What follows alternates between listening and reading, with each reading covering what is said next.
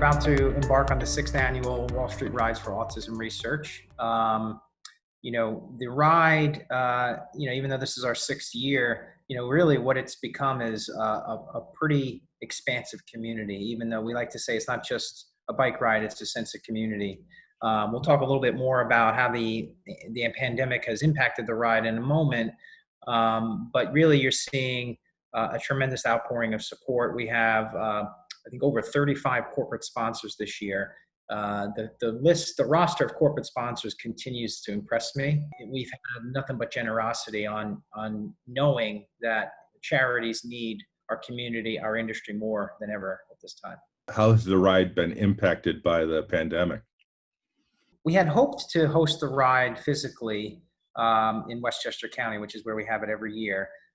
Frankly, cycling is a pretty socially distanced sport to begin with. I mean, you can do it socially distanced, but it became apparent that we just couldn't get a permit. I think that Westchester County, we respect their decision, but they were focused a lot on the schools. Knock on wood, the cases here in the New York area have really subsided for the most part. We weren't able to get a permit. That said, all along we were planning a plan B and a virtual aspect of the ride, knowing that doing it physically what might not be possible. So, like anything in 2020, there's always a silver lining. You got to look for the silver lining. We're going to do an opening ceremony. We're going to stream everything live on our Facebook page, on Twitter, and but that community that I talked about, it still exists. We've seen teams form in Chicago, Kansas City. We have teams in London. We actually have a team in Singapore. We're now in Toronto. So it's really allowed us to go quite global this year. And as we look forward to the future, even though we're really eager to get the ride back physically in 2021, we intend to hold the virtual aspect for those folks that are outside the New York area for years to come. So who are some of the firms and some of the people that are part of the community? What I like about the roster of corporate sponsors is it really runs the gamut across financial services. You have most of the exchange groups involved, fiercely competing with each other on a day-to-day basis, coming together to host the ride. The ride itself even does bell ringing ceremonies at some of Cboe's arch rival exchange firms. We've gotten a couple of sponsors up in Canada with NEO and TMX now sponsoring.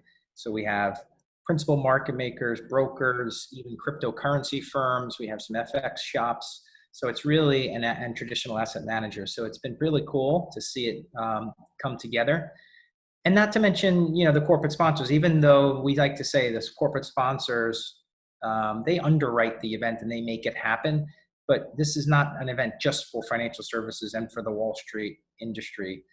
We have a lot of people from across the spectrum that are just associated, that are friends with people in our industry that come out for the ride year in and year out. So it's where our industry starts to really interact with the communities in a profound way. So who's this year's yellow jersey and why did you pick her?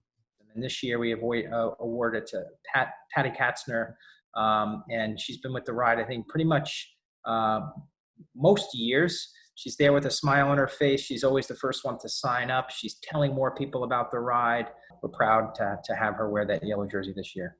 So what impact has this fundraising made on the organization and the like? We're well into the seven figures. We raised over $1.5 million.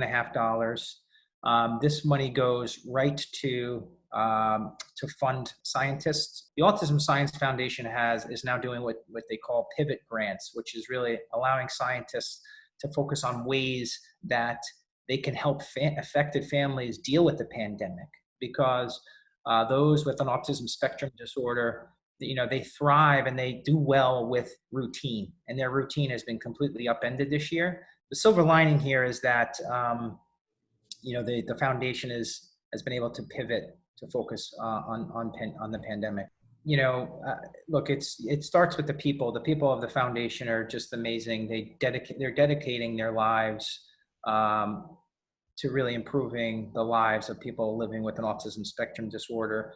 if you meet people that are impacted by autism, and I do have people in my extended family who are dealing with it, your whole life is about how do you improve the life of your loved ones, and nothing else matters.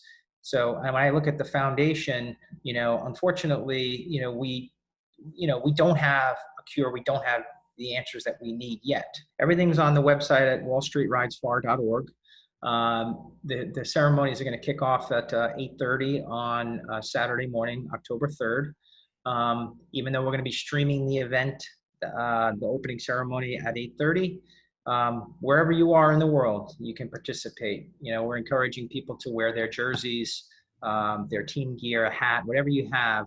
Take photos, take videos, because it's all about creating that sense of community digitally, the digital community. You can form a team right at wallstreetridesfar.org. There's a registration page there. You form a team. There's no registration fees this year. And again, anything goes. Even if you don't have a bike, get out and walk, do yoga, all for the cause.